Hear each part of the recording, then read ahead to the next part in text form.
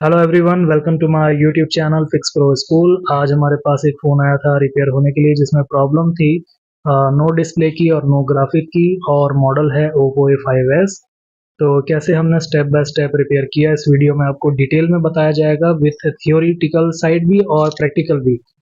तो वीडियो को पूरा देखिए। वीडियो खैर काफ़ी लंबा हो चुका है, बट इसको पूरा देखिए बिना स्किप किए, क्योंकि इसमें काफ़ी डिटेल में बताया गया है कि कैसे आपको काम करना है। तो शुरू करते हैं, आप वीडियो पूरा देखें बिना स्किप किए। ठीक है, शुरू करते हैं। ठीक है, तो शुरू करते हैं। ये है हमारे पास में फ़ोन ओप्पो A5s। प्रॉब्लम इसमें है कि नो डिस्प्ले और नो लाइट की हमने चेक किया है।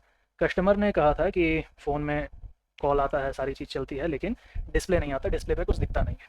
तो इसमें नो लाइट और नो ग्राफिक की दिक्कत है।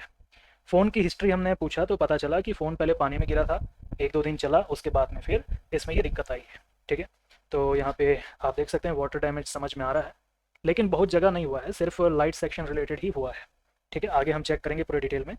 तो अभी यहाँ पे बैटरी कनेक्टर निकाल के वापस लगाते हैं और पावर की प्रेस करके एक बार चेक करते हैं। ठीक है, फ़ोन वाइब्रेट हुआ है, बट डिस्प्ले पे कुछ भी शो नहीं हो रहा। ठीक है, फ़ोन चालू हुआ है। आप इसमें चाहें तो बक वोल्टेज देख सकते हैं चालू हुआ है कि नहीं।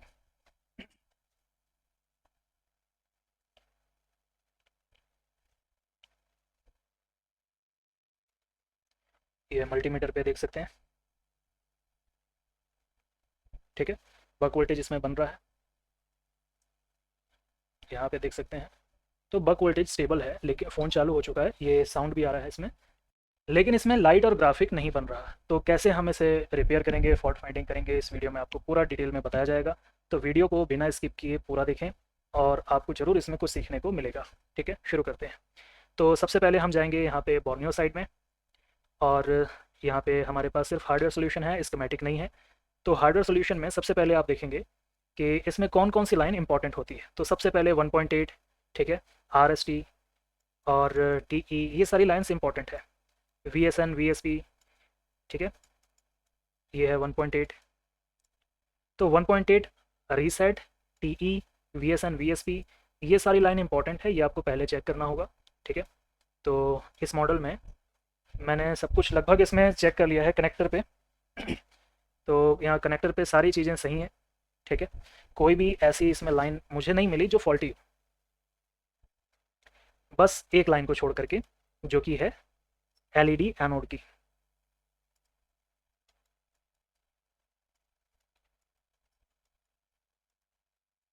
यहाँ पर जो LED एनोड की लाइन है, ये सेकंड नंबर वाली, ये अब नॉर्मल रीडिंग दे रहा है। ठीक है, हम देखते हैं क्या दे रहा है। और दूसरा, यहाँ पर मुझे PWM पर भी डाउट है, क्योंकि ये शॉर्ट बता रहा है। ठीक है, तो ये भी मुझे लग रहा है डाउटफुल, तो इसको भी हम चेक करेंगे। तो चलते हैं अभी बोर्ड साइड में। बाकी कभी भी आपके पास फ़ोन आएगा बनने के लिए, रिपेयर होने के लिए, डिस्प्ले सेक्शंस, तो उसमें सबसे पहले आप चेक करेंगे हमेशा जो LED एनोड की लाइट है, वहाँ पर आपको सिर्फ बैटरी लगाने के बाद में VPH, VBAT देखने को मिलेगा। जितना भी बैटरी का वोल्टेज होगा, मान लेते हैं बैटरी का वोल्टेज अभी है 3.8, तो यहाँ पे आपको 3.8 देखने को मिलेगा। ठीक है, इसे आप नोट कर सकते हैं अगर आप बिगिनर हैं या फ्रेशर हैं तो।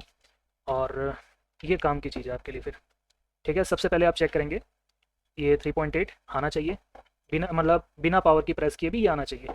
पावर की प्रेस करने के बाद में आएगा 1.8। ठीक है, ये वोल्टेज है 1.8 वोल्ट, ये भी मिलेगा। इसके बाद में रीसेट, ये मिलना चाहिए। ठीक है, इसको कैपिटल में लिखते हैं RST। उसके बाद में TE, ट्रांसमिशन टीयरिंग इफेक्ट, अगर लाइन हुई TE की तो देखना है। ठीक है, एरर फ्लैग ऑप्शनल है, ये रेयर मिलेगा। और इसके बाद में और भी काफ़ी सारी लाइन्स होती है। ठीक है, INT वगैरह भी आपको देखनी होगी अगर है तो। और मेन जो लाइन होती है VSN, VSP आपको देखना है। ठीक है, ये सारी लाइन अगर बनती है तो उसके बाद में डिस्प्ले का आपको यहाँ पे दिखाई देगा। बट इसके अलावा एक और भी है, जितनी भी मीपी लाइन होती है ये भी बननी चाहिए प्रॉपर। अगर मीपी लाइन प्रॉपर नहीं बनेगी तो भी VSN, VSP नहीं बनेगा, बूस्ट वोल्टेज नहीं बनेगा। तो मीपी बहुत इंपॉर्टेंट है, क्योंकि मीपी लाइन अगर प्रॉपर बनती है तो ही हमारा जो CPU है आगे सिग्नल प्रोवाइड कराता है, मतलब EN सिग्नल प्रोवाइड कराता है लाइट सेक्शन को और या फिर ग्राफिक सेक्शन को, कि वोल्टेज जनरेट करने के लिए। अगर मीपी ही नहीं बनेगी पहले, तो फिर आगे का प्रोसेस भी नहीं बढ़ेगा, ठीक है। तो मीपी ऑल्सो इंपॉर्टेंट। तो यहाँ कितनी लाइन हो गई, 1 2 3 4 5 6 7, ये 7 लाइन आपको चेक करनी है प्रॉपर। मीपी लाइन चेक करने का एक सिंपल तरीका है रिवर्स फॉरवर्ड रीडिंग लेना। इसमें आपको 100% पता चल जाता है कि प्रॉब्लम है कि नहीं है, ठीक है। बाकी दिक्कत जाए तो नीचे दिया नंबर मेरा है, आप इस पर संपर्क करके जानकारी ले सकते हैं। आगे बढ़ने से पहले एक ज़रूरी इन्फॉर्मेशन आप सबके लिए। आप में से जो भी कोई फ्रेशर हो या बिगनर हो, मतलब जिन्होंने मोबाइल रिपेयरिंग नहीं किया है, तो आप मोबाइल रिपेयरिंग सीखना चाहते हैं, क्योंकि आप इस वीडियो को देख रहे हैं तो दो ही रीज़न से देखेंगे। या तो आप मोबाइल रिपेयरिंग करते हो और डिस्प्ले सेक्शन में आपको दिक्कत जा रही है रिपेयर करने में, तो आप इस वीडियो को देखेंगे। या तो फिर आप अगर मोबाइल रिपेयरिंग कोर्स करना चाहते हैं, मोबाइल रिपेयरिंग सीखना चाहते हैं, तो आप देखेंगे इन्फॉर्मेशन के लिए कि कौन सा इंस्टीट्यूट अच्छा है, कौन सा नहीं है, ठीक है, ये सारी चीज़ें। तो सबसे पहले फ्रेशर के बारे में बात करते हैं। अगर कोई फ्रेशर है, यानी कि अभी तक आपने मोबाइल रिपेयरिंग नहीं किया है, मोबाइल रिपेयरिंग की अभी आपको अगर ज़ीरो नॉलेज है, तो सबसे पहले आप किसी भी आसपास के लोकल इंस्टीट्यूट में जा कर के सीखो। क्योंकि डायरेक्ट आप किसी बड़े इंस्टीट्यूट में चले जाओगे और एक बड़ा अमाउंट आप वहाँ पे खर्च करोगे सीखने में, वहाँ पे सीखने के बाद में भी आप सीख नहीं पाओगे या फिर बहुत कुछ नहीं सीख पाओगे। क्योंकि फ्रेशर जो भी स्टूडेंट होते हैं ज़्यादातर उतना ही सीख पाते हैं जितना कि आप किसी लोकल सस्ते से इंस्टीट्यूट में भी सीख लोगे। आसपास जो भी आपके 5-10 हज़ार वाले इंस्टीट्यूट हैं, उसमें भी अगर आप जा कर के ज्वाइन करोगे, अगर आप फ्रेशर हो, तो आप मोबाइल रिपेयरिंग, बेसिक रिपेयरिंग करने लायक बन जाओगे। उसके बाद में किसी भी बड़े इंस्टीट्यूट से आप ऑनलाइन मोबाइल रिपेयरिंग भी सीखोगे, तो बहुत कुछ आपको नॉलेज मिलेगी और आपका एक्सपीरियंस बहुत बढ़ेगा, ठीक है। एक इंस्टीट्यूट ज्वाइन करने से अच्छा 2-4 जगह आप हर 6-7 महीने में ज्वाइन करके अच्छा नॉलेज आपको मिलेगा, ठीक है। क्योंकि एक जगह से पूरी नॉलेज कभी नहीं मिलती, ठीक है। ये ज़रूरी था आपके लिए बताना। और जो भी एक्सपीरियंस्ड पर्सन है, जो मोबाइल रिपेयरिंग कर रहे हैं काफ़ी टाइम से, भले आप यूट्यूब से देख के सीखे हो या फिर किसी इंस्टीट्यूट से देख करके सीखे हो, और ज़रूरी बात यह है कि किसी इंस्टीट्यूट में सीखने के बाद में या फिर यूट्यूब से सीखने के बाद में या ऑनलाइन सीखने के बाद में आप मोबाइल रिपेयर करते हैं, लेकिन फिर भी आपको दिक्कत जाती है कि फॉल्ट फाइंड कैसे करना है, ठीक है, स्कीमेटिक कैसे रीड करना है। तो सबसे पहले आपको ज़रूरत है अपनी रिक्वायरमेंट समझने की कि आपको सीखना क्या है।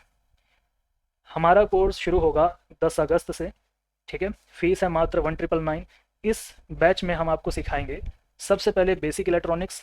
बेसिक इलेक्ट्रॉनिक्स को लोग हल्के में लेते हैं, बट आप अगर 1-2 दिन की क्लास में बैठेंगे तो आपको समझ में आ जाएगा कि कितने डेप्थ में सीखने की ज़रूरत होती है बेसिक इलेक्ट्रॉनिक्स, ठीक है। तो बेसिक इलेक्ट्रॉनिक्स की पहले आपको क्लासेस दी जाती है 10 दिन के लिए लगभग। इसके बाद में स्कीमेटिक वाइज हर सेक्शन के बारे में बताया जाता है, हर सेक्शन का स्कीमेटिक, उसका जितनी भी आईसियाँ होती है सबका डाटा शीट कैसे आपको रीड करना है, और जिस फ़ोन का स्कीमेटिक नहीं होता उसके लिए जल्दी से जल्दी कैसे हम उसके सर्किट को बना करके रिपेयर करें।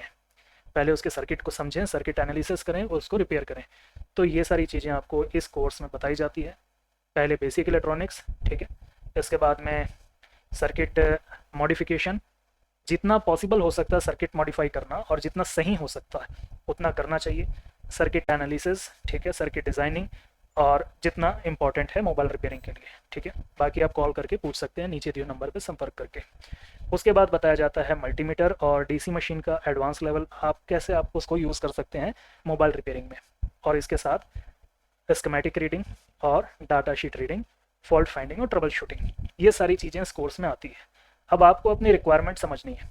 अगर आपको हैंड स्किल रिलेटेड चीज़ें सीखनी है तो आपको ऑफलाइन इंस्टीट्यूट जाना पड़ेगा, जो भी आपके हिसाब से आपको सही लगता है। आप चाहें तो यहाँ भी आ सकते हैं हैंड स्किल के लिए, या फिर आप किसी आसपास कोई भी इंस्टीट्यूट आपको जो सही लगता हो या यूट्यूब में जो सही लगता हो, हैंड स्किल के लिए आप जा सकते हैं। बट हैंड स्किल के लिए भी मैं आपको बोलूँगा कि जितना प्रैक्टिस करेंगे उतना आप सीख पाएंगे, क्योंकि मैं हैंड स्किल सीखने के लिए कहीं पे भी गया नहीं, ठीक है। तो जो भी है स्क्रैप बोर्ड में प्रैक्टिस करके ही आया है शुरू में। और अगर आप कहीं जाते भी हो सीखने के लिए 5 दिन 10 दिन में आपको कोई उतना नहीं सिखा सकता जितना आप प्रैक्टिस करके 6-7 महीना या फिर 2-3 महीना अच्छे से आप प्रैक्टिस करके सीख पाओगे, ठीक है। क्योंकि ये सारी चीज़ें एक्सपीरियंस की बात है। आगे अगर आप schematic reading, data sheet reading, ठीक है, fault finding, basic electronics, trouble shooting, ये सारी चीज़ें सीखना चाहते हो तो आप हमारे इंस्टीट्यूट को भी ज्वाइन कर सकते हैं। 3 दिन आप बैठेंगे, 3 दिन या 4 दिन बैठेंगे, और आपको अगर लगता है कि क्लास में आपको सीखने को नहीं मिलता, तो इसमें आपको रिफ़ंड भी हो जाएगा, ठीक है। जो ये 1999 फ़ीस है, ये 100% पूरा आपको रिफ़ंड कर दिया जाएगा। अगर आपको 3 से 4 दिन में लगता है कि मैं नहीं सीख पा रहा हूँ, या जो चीज़ मैं सोच करके आया था सीखने के लिए कि यहाँ पे मिलेगा, अगर वो चीज़ नहीं मिल रही है तो तुरंत आपको रिफ़ंड हो जाएगा, ठीक है।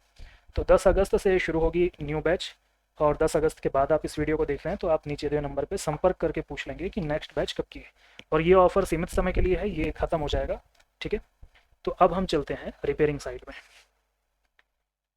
कोर्स इंट्रोडक्शन काफ़ी हो गया, और जो मैंने आपको बताया कि अगर आप फ्रेशर हैं या बिगनर हैं, उस चीज़ को आप ध्यान रखेंगे, क्योंकि बिल्कुल फ्रेशर आदमी के लिए नहीं है कोई हाई फाई इंस्टीट्यूट, क्योंकि वो सीखेगा उतना ही शुरुआत में जितना वो सीख सकता है, और हम सिखाते हैं तो ये एक्सपीरियंस हमको है। तो यहाँ पर जैसा मैंने आपको शुरू में बताया, बीच में तो बात काफ़ी लंबी हो गई, ये एनोड लाइन। तो सबसे पहले हम देखेंगे एनोड लाइन को, ठीक है। एक बार यहाँ पे बोर्नियो में फिर देख लेते हैं।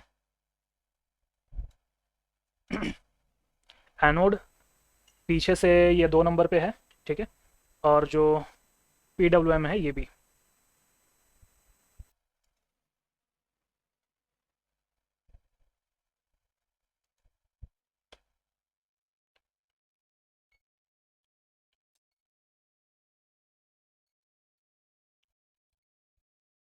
ठीक है, डायोड वैल्यू,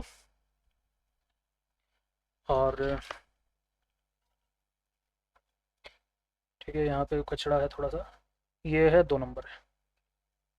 बैटरी अभी कनेक्ट है, बैटरी हटा देते हैं पहले। बैटरी हटाने के बाद ये 2 नंबर पे हम रीडिंग लेंगे।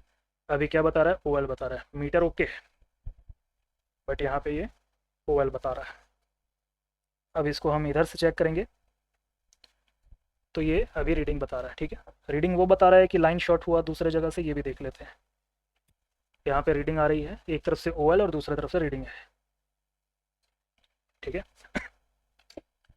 अब यहाँ पे जो PWM की लाइन है वो कितने नंबर पे है ये देख लेते हैं।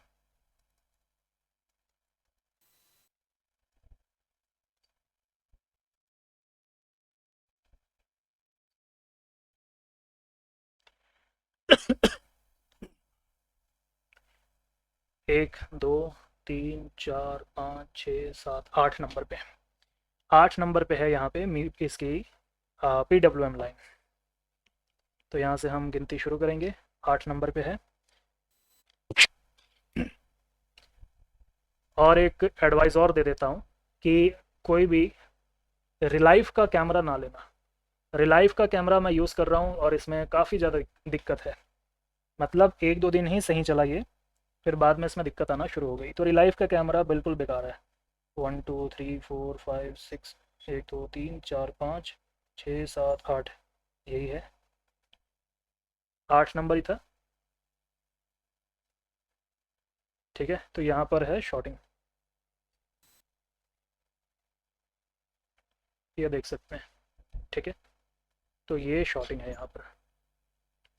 ये मैंने बताया कैमरा बेकार है रिलाइफ का, बिल्कुल भी जो भी अभी बिगिनर हैं वो फ्रस्ट्रेट हो जाएंगे इसको यूज़ करते करते। ये कैमरा इतना बेकार है, ठीक है। और इस तरफ से भी यहाँ पे सेम रीडिंग है, कनेक्टर निकला हुआ है, ठीक है। इस फ़ोन को मैं ऑलरेडी काफ़ी ट्रेस कर चुका हूँ, ठीक है। फॉल्ट लगभग मुझे मिल ही गया है, अभी सिर्फ इसको रिपेयर करने की देरी है। पहले हमने देखा कि यहाँ पे जो लाइन है यहाँ पे, 1 मिनट में दोबारा चेक करके बता देता हूँ वोल्टेज भी। वोल्टेज के मोड में रखेंगे, वोल्टेज आ भी सकता है नहीं भी आ सकता, ठीक है। पहले तो नहीं आया था उस समय, यहाँ पे 3 वोल्ट तक आ रहा है, ठीक है। और बैटरी पे कितना वोल्ट है,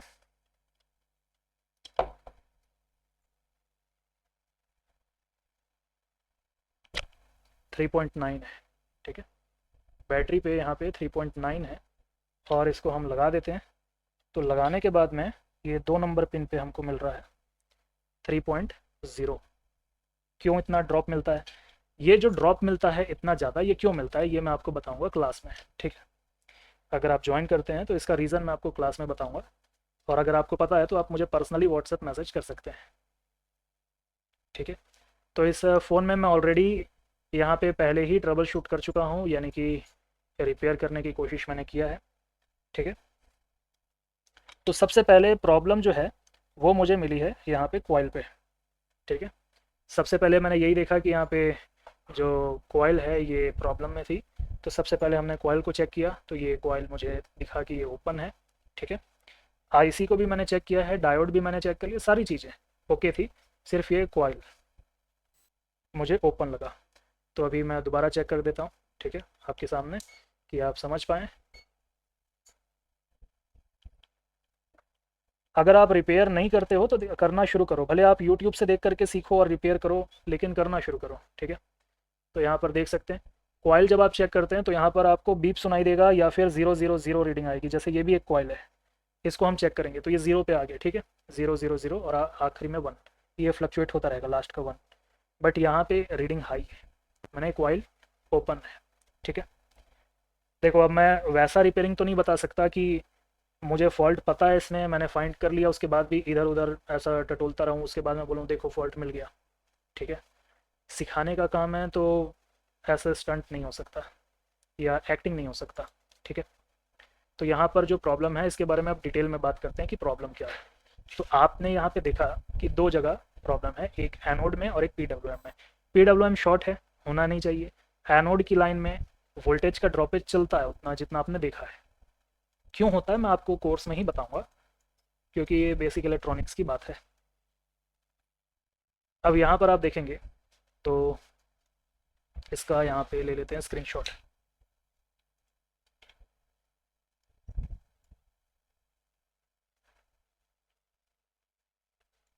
इधर से लेते हैं तो सही आएगा। वीडियो ऐसे काफ़ी लंबा हो चुका है, लेकिन अगर आप पूरा देखो तो ज़्यादा अच्छा रहेगा, आपको सीखने को मिलेगा। यहाँ पे जो जितनी चीज़ें ये सब मैं चेक कर चुका था ऑलरेडी। ठीक है, सबसे पहले मैंने यही चेक किया 3.8, और उसके बाद में जो एक लाइन यहाँ पे मिसिंग हो गई ये भी लिख लेते हैं, PWM, ये भी जरूरी, PWM या फिर CABC।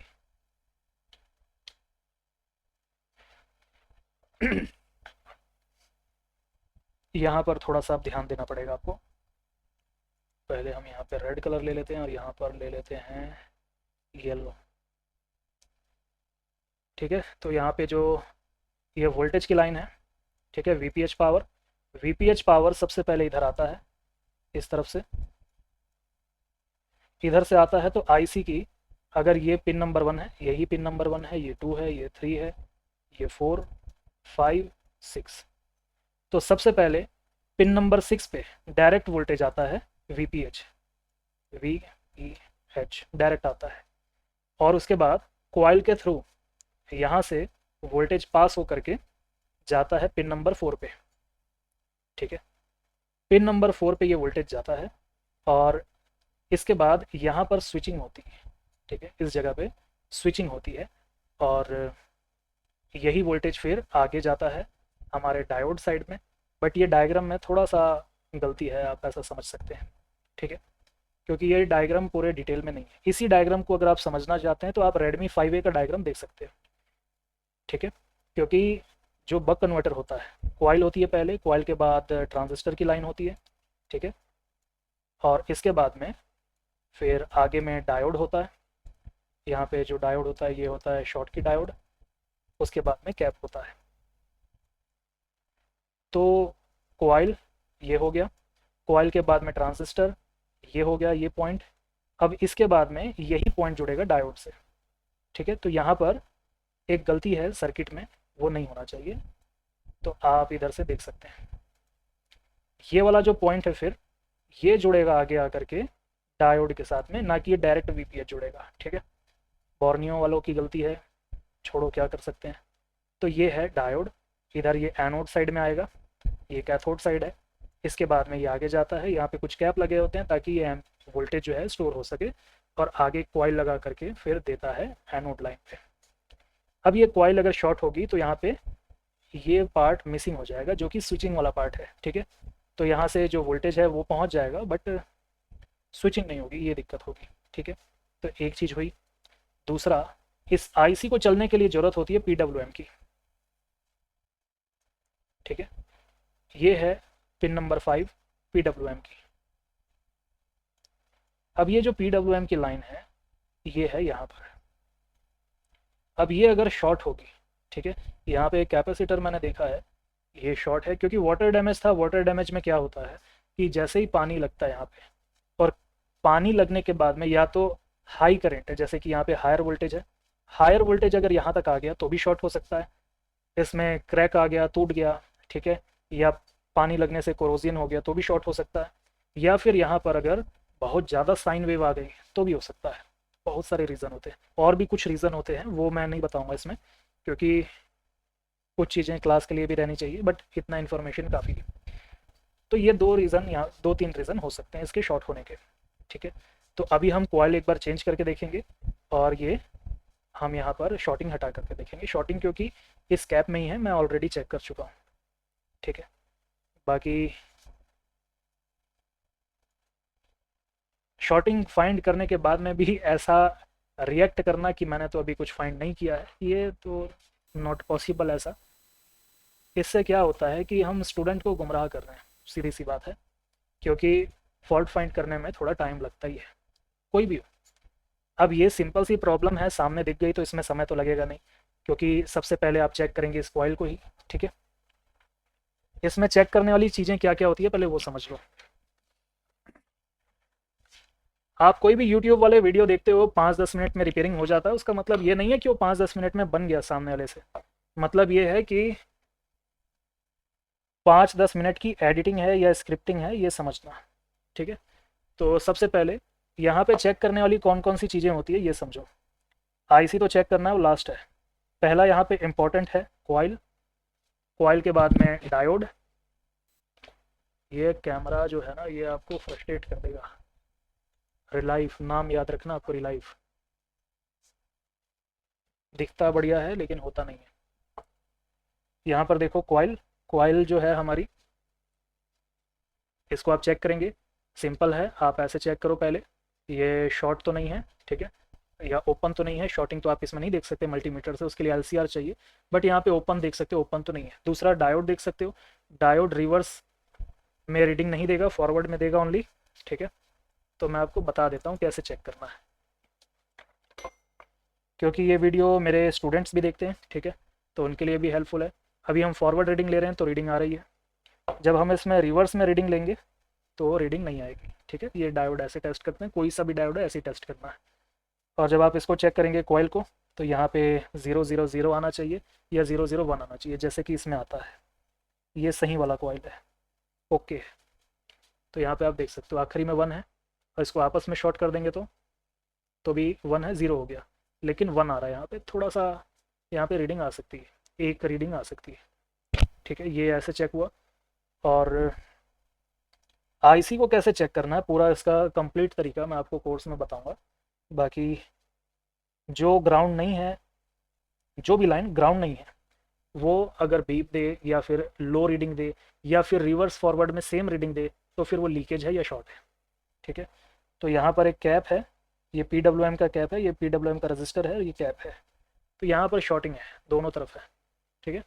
एक तरफ कम है और एक तरफ ज़्यादा है, क्योंकि यहाँ पे हायर, हाँ हायर नहीं, यहाँ पे थोड़ा सा रेजिस्टेंस क्रिएट हो रहा है, पूरे तरीके से शॉर्ट भी नहीं है और लीकेज में, आप ये समझ सकते हैं, ठीक है। तो इसमें यही 2 काम है मुझे लगता है, इसके बाद ये रिपेयर हो जाएगा। ऑयल तो मैं चेंज करके देख चुका हूँ, बट फिर मैं सोचा कि इसको वीडियो बना लेते हैं, स्टूडेंट्स के भी काम आएगा और आप सबके भी काम आएगा, ठीक है।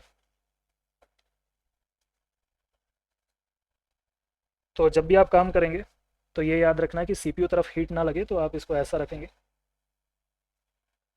और ट्वीज़र हमेशा अच्छा वाला यूज़ करो, ख़राब वाला ट्वीज़र फ़ोन खोलने वगैरह के लिए यूज़ कर सकते हो, रखे रहो। लेकिन ट्वीज़र अगर ख़राब हो जाए तो फिर तत्काल में चेंज कर देना चाहिए, ठीक है। ये कॉइल, ये कैप है, इस पर हमको शक हो रहा है, इसको हटा देते हैं।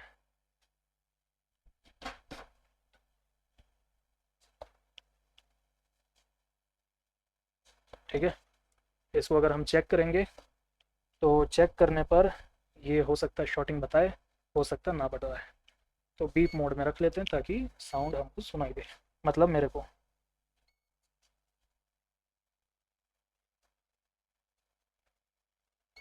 ठीक है, साउंड आ रहा है, माने शॉर्ट है।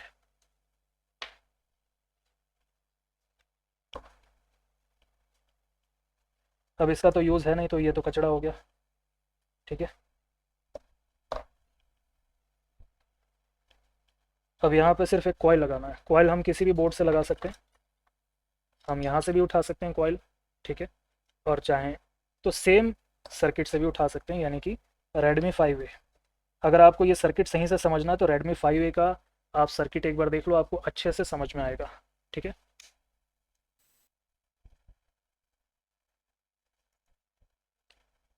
अभी इस कैमरा को और क्या क्या बोलें, छोड़ो।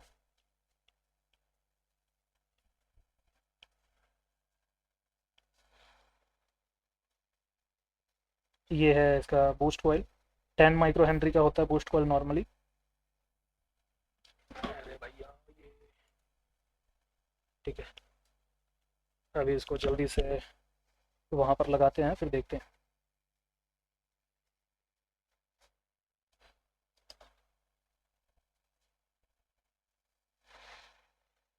वैसे 10 अगस्त की अगर आप बैच ज्वाइन करते हैं तो उससे पहले कैमरा चेंज हो जाएगा, आपको सीखने में कोई दिक्कत नहीं होगी।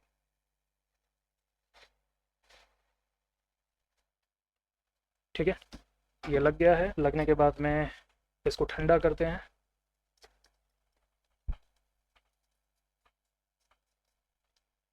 ठीक है, ठंडा हो गया। अभी कोई ये ना बोले कि मैंने बोर्ड बदल दिया, ये बोर्ड वही है।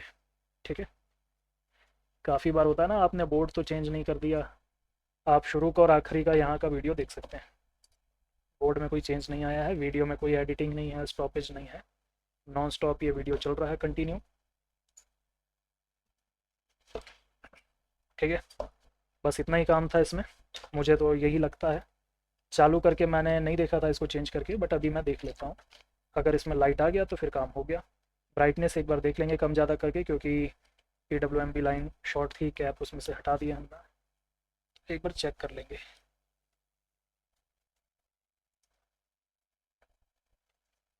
बाकी हो सकता है कि, एक मिनट देख लेते हैं पहले।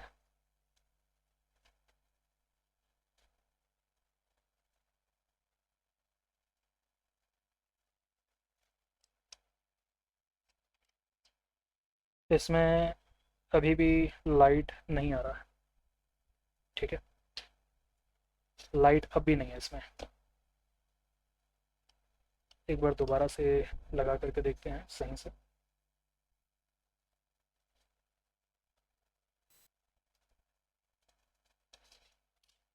लाइट या फिर नहीं, लाइट बिल्कुल नहीं है। ठीक है, हल्का फुल्का ग्राफिक दिख रहा है इसमें, बट लाइट नहीं है। शायद ये आपको नहीं दिखेगा ग्राफिक इसका, कोई नहीं। तो अभी भी इसमें लाइट सेक्शन जो है वो काम नहीं कर रहा। ठीक है, तो क्यों नहीं कर रहा है, अभी इसको खोल करके देखेंगे। अरे लाइट सेक्शन काम नहीं कर रहा, क्यों नहीं कर रहा। ठीक है, ये देख लेते हैं। तो सबसे पहले हम अभी जो कॉइल लगाए हैं यहाँ पर, इस कॉइल को चेक करते हैं कि ये सही से बैठा है कि नहीं। तो ये पॉइंट टू पॉइंट रख करके चेक करेंगे। ये तो सही से बैठा है। ठीक है, बीप आ रही है साउंड। इस लाइन में शॉर्टिंग तो नहीं है, ये देख लेते हैं। इसके लिए दूसरा कैमरा चाहिए।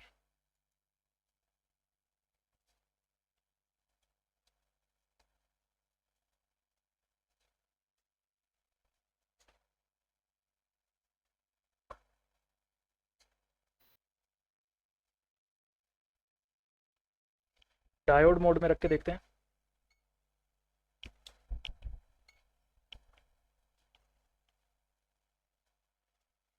ठीक है, यहाँ पे अब शॉर्टिंग तो नहीं है, शॉर्टिंग पहले थी अब नहीं है। ठीक है, तो शॉर्टिंग तो हट चुकी है। शॉर्टिंग हट चुकी है तब तो ये फ़ोन ऑन होना चाहिए, बूस्ट वोल्टेज बनने चाहिए। एक काम करते हैं, हम इसको उल्टा करके रखते हैं।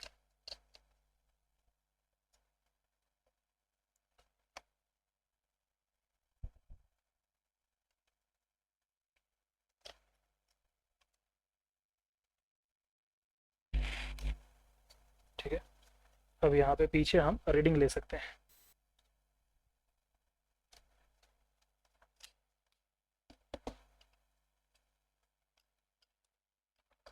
हो सकता है कोई और कैप हो, या जो लीकेज हो, शॉर्टिंग हो, कुछ भी हो सकता है।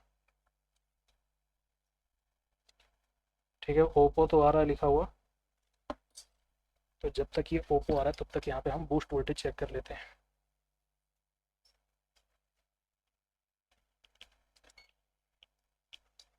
डायोड के दूसरे साइड में बूस्ट वोल्टेज बनता है, तो यहाँ पर बूस्ट वोल्टेज नहीं बन रहा। ठीक है, यहाँ पर बूस्ट वोल्टेज बनना चाहिए। PWM में 1.8 के आसपास वोल्टेज मिलना चाहिए, तो यहाँ पर 1.8 जो है वोल्टेज ये मिसिंग है, ये आप देख सकते हैं। ठीक है, अगर यहाँ पे 1.8 आ जाता तो ये चलता, बट यहाँ पे 1.8 नहीं है। तो हम एक काम करते हैं, एक्सटर्नल तो देना नहीं चाहिए, बट फिर भी कोई चेंज आता है कि नहीं ये देखना चाहता हूँ। ठीक है,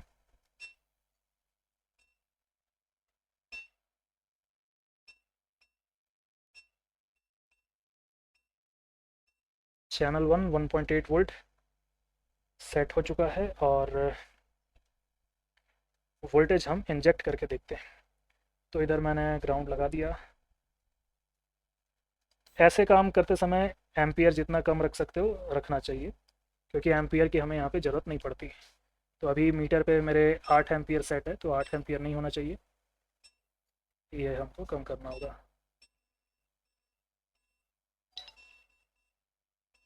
ये 500 मिली एम्पियर मैंने सेट कर दिया है।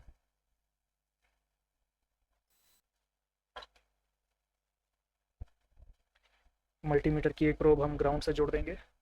1 मिनट। देखो, डिटेल में अगर आपको रिपेयरिंग सीखना है तो हो सकता है थोड़ा सा बोरिंग लगेगा शुरू में, जैसा अभी आपको हो सकता लग रहा हो बोरिंग। इसको आप चाहो तो फास्ट फॉरवर्ड करके देख सकते हो, बट स्किप करके नहीं देखना है। जब लाइव क्लास में आप बैठेंगे सीखने के लिए, तब आपको ज़्यादा अच्छे से समझ में आएगा, ऐसा मुझे लगता है।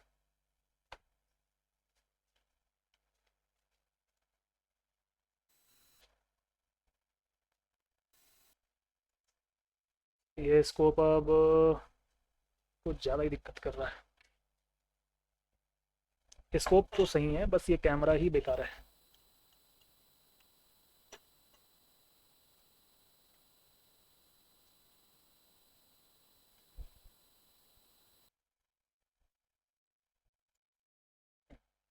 चलो, अभी चल गया।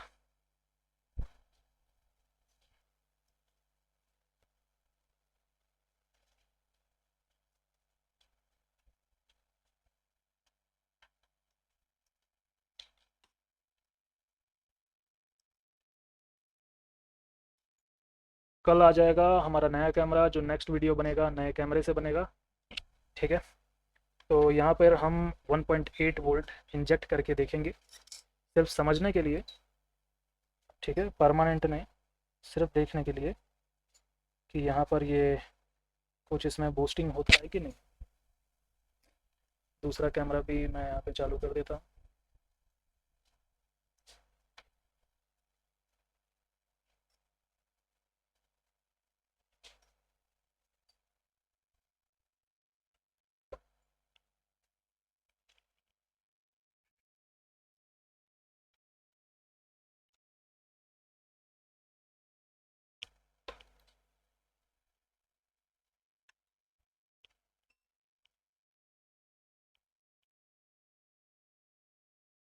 ठीक है, 1.8 मैंने यहाँ पे इंजेक्ट कर दिया है। ठीक है, आप देख सकते हैं यहाँ पे 1.8 है।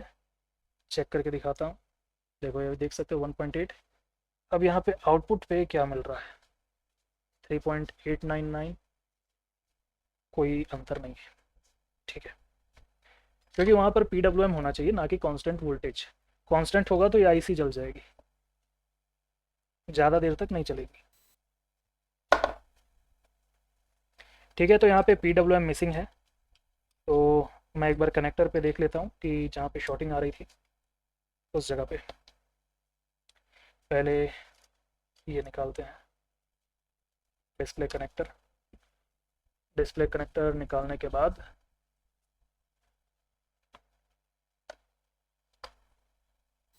हो सकता है यहाँ पे थोड़ा ये जो गंदगी हमको दिखाई दे रही है ये भी इफ़ेक्ट कर रहा हो। इसको भी थोड़ा क्लीन कर देते हैं। यहाँ पे थोड़ा ब्रोकन जैसा तो लग रहा है, बट कोई नहीं, दोबारा से एक बार और टेस्ट करते हैं। अगर नहीं हुआ तो फिर आगे देखेंगे।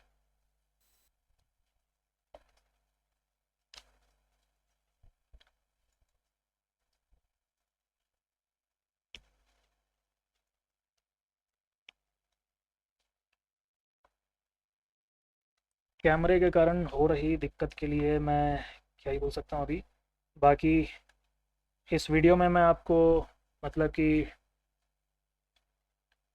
बोल करके बता रहा हूँ कि इसमें दिक्कत कहाँ से है। बाकी इस वीडियो को पूरा देखें क्योंकि मैं इसको अपलोड ज़रूर करूँगा, क्योंकि इससे कुछ ना कुछ सीखने को मिलेगा। कम से कम स्टूडेंट्स जो हैं वो सीख सकते हैं, एज अ लेक्चर भी समझेंगे तो भी कुछ समझ में आएगा। ठीक है,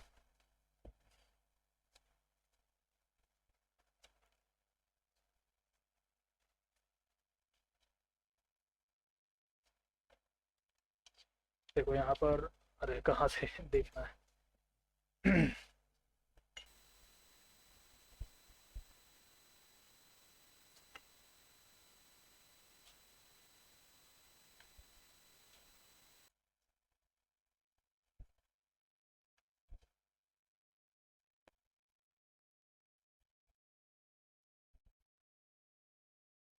ठीक है, यहाँ पर ग्राफिक आ रहा है लेकिन लाइट नहीं है।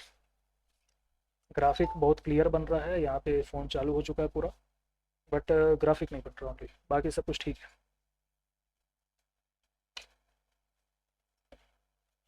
तो प्रॉब्लम बस एक ही बची है यहाँ पर 1.8 लाइन की, मतलब कि PWM की।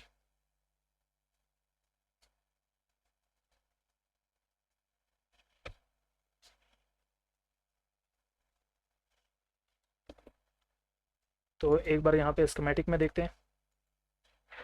स्कीमेटिक में हम ये देखेंगे कि ये PWM जाता कैसे है। सबसे पहले इधर आता है, इधर आने के बाद में ऊपर से इस तरफ। एक बार इसका बिटमैप भी चेक करते हैं कि एक्चुअल कहाँ से आता है, क्योंकि Redmi 5A में यही जो PWM है ये पावर IC से आता है।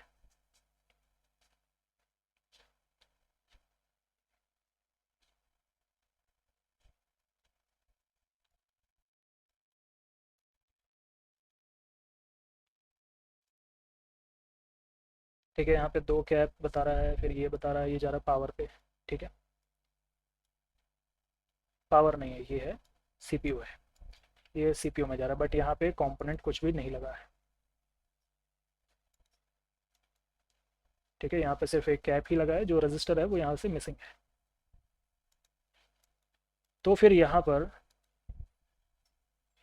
ये जा रहा है IC में और ये इधर से आ रहा है 1 2 3 4 5 6, 1 2 3 4 5 6 7 8 नंबर से आ रहा है। तो अभी हमारी जो दिक्कत है वो है कॉम्बो में। ठीक है, कॉम्बो में दिक्कत क्यों है, क्योंकि वहाँ से PWM आना चाहिए था जो कि नहीं आ रहा है। अगर वो PWM सिग्नल नहीं आ रहा है तो हमको कॉम्बो चेंज करना होगा। ठीक है, यही प्रॉब्लम है।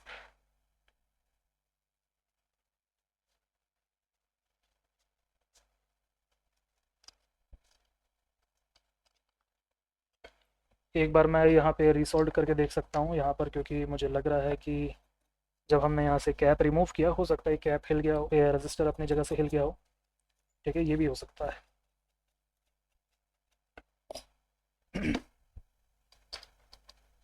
कैप में शॉर्टिंग है तो रजिस्टर भी हीट हो सकता है, उसके कारण ये भी प्रॉब्लम में आ सकता है। इसको भी चेक करते हैं।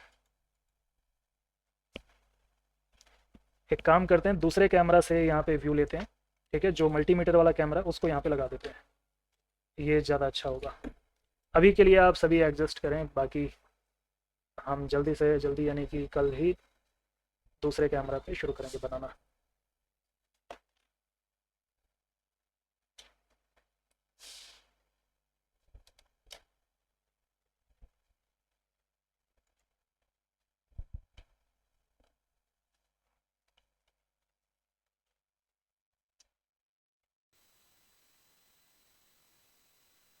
ठीक है, ये भी क्लियर ही है अब, उतना नहीं लेकिन क्लियर तो है।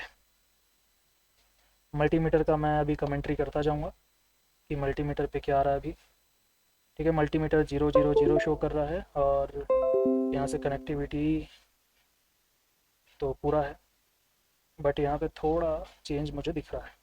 तो एक काम करते हैं, रजिस्टर हटा देते हैं यहाँ से, इसको डायरेक्ट कर देंगे।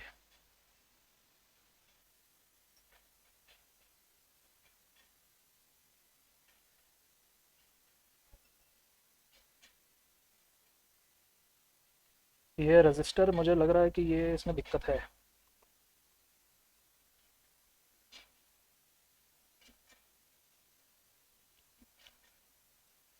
क्योंकि ये रजिस्टर मुझे सही डायरेक्शन में नहीं लग रहा। डायरेक्शन मैंने सही तरीके से लगा हुआ नहीं लग रहा। एक बार इसको दोबारा से हमने बैठाया है, इसके बाद में हम लास्ट बार चेक करेंगे, नहीं तो फिर दूसरे कॉम्बो के साथ एक बार चेक करेंगे, है ना, दूसरे डिस्प्ले के साथ में। ठीक है, तुरंत हो गया। तुरंत इसलिए हो गया क्योंकि टेम्परेचर है इसमें लगभग 400 और एयर है 7। इससे क्या होगा, पूरा बॉडी जो है ये पूरा मतलब बोर्ड जो है ये हीट नहीं होगा। ठीक है, जितना एरिया जो हमको ज़रूरत है सिर्फ उतना ही हीट होगा। अब ये हम चालू करके एक बार देखते हैं होता है कि नहीं।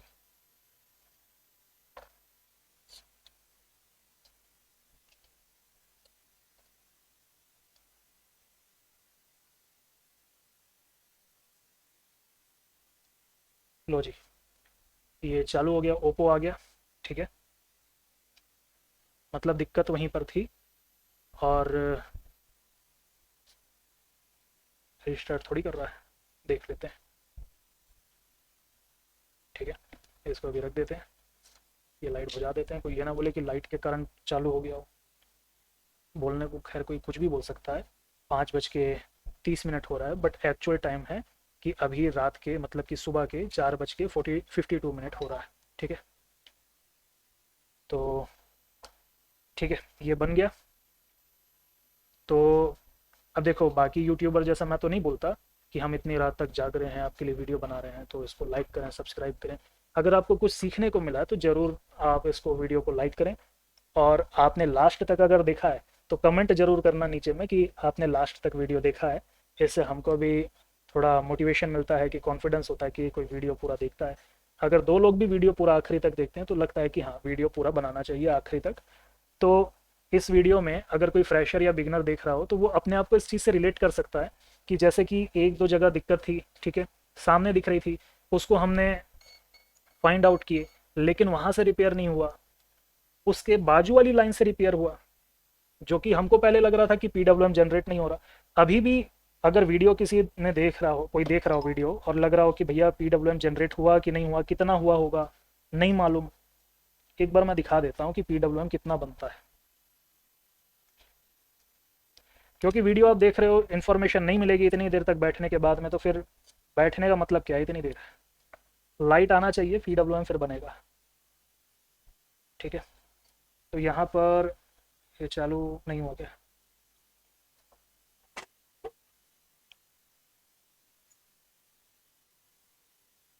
ठीक है, बंद करके चालू करता हूँ एक बार।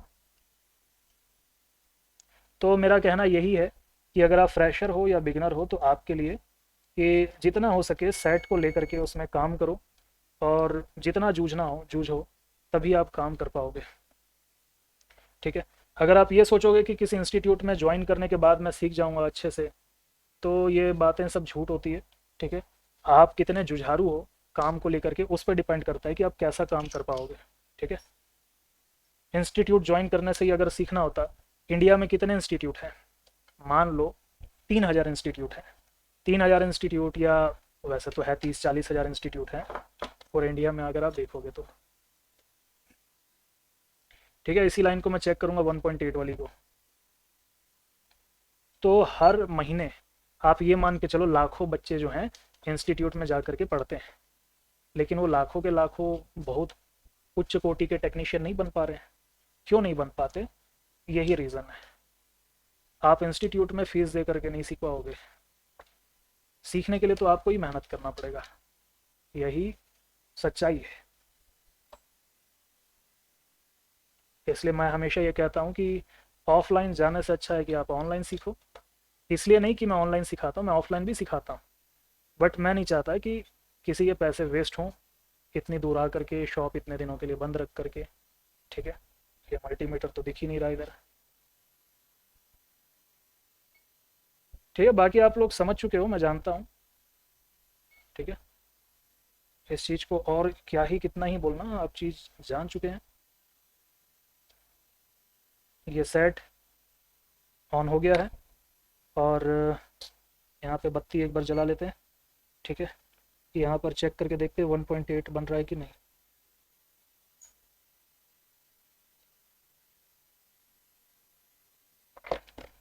डिस्प्ले भी चालू नहीं हुआ, अभी वो कनेक्टर निकल गया होगा।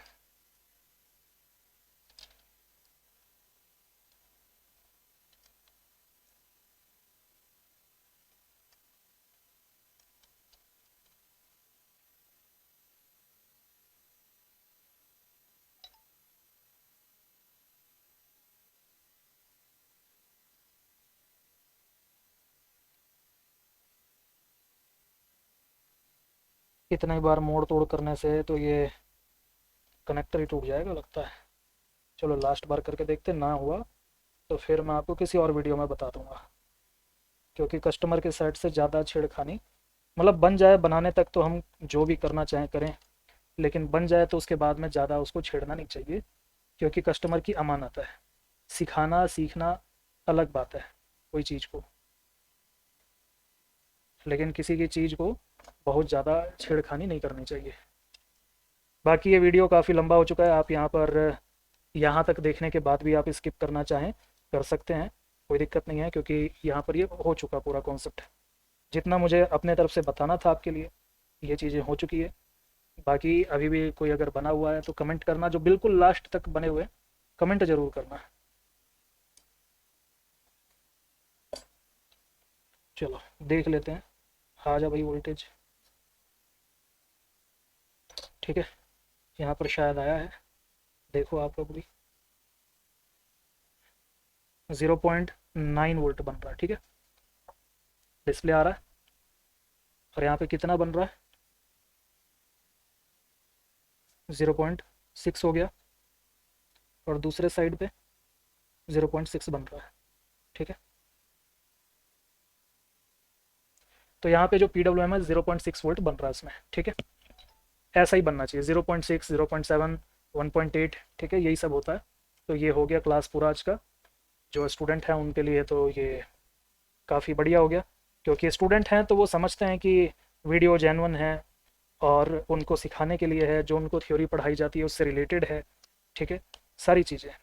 बट आप अगर सब्सक्राइबर हो, स्टूडेंट नहीं हो, तो प्रॉब्लम जाती है कि कैमरा इतनी बार बंद हुआ, हो सकता है आपने कुछ उधर से करा हो या कुछ भी ऐसा, जहाँ पे देखो ट्रस्ट बिल्ड नहीं होता, तो वहाँ पे सीखना सिखाना बात की बात है, वहाँ पे पॉसिबल नहीं है।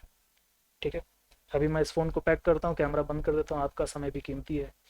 ठीक है, तो अब हम मिलते हैं किसी और वीडियो में। और आप अगर सीखना चाहते हैं मोबाइल रिपेयरिंग कोर्स, तो यही है डिटेल। 10 अगस्त की क्लास है, 1999 फीस है। इसको कौन ज्वाइन कर सकता है? जो काफ़ी टाइम से रिपेयरिंग कर रहे हैं, जिनको थोड़ी बहुत रिपेयरिंग अच्छे से आती है, थोड़ी बहुत भी।